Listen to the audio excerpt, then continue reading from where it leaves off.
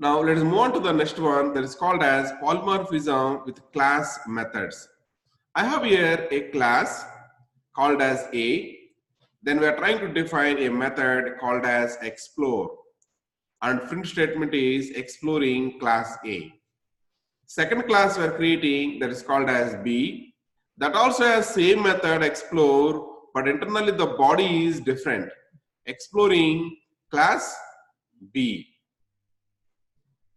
So if I try to execute this one, then if I'm trying to call it as object 1 is equal to A, object 1 dot explore means it is giving the answer as exploring class A.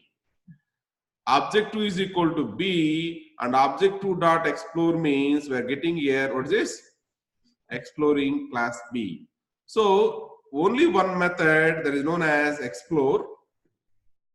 The name of the method is same.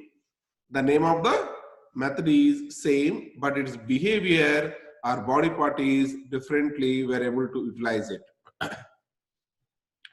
So your explore is called as, it is having the multiple forms it has.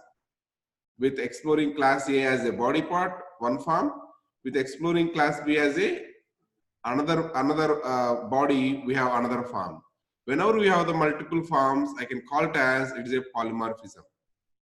Like this, we can have n number of examples. You may have it.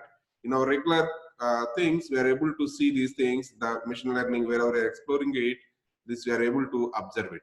As of now, go with these two examples. One is called as function-wise polymorphism. Second is called as method-wise polymorphism. Please look into this.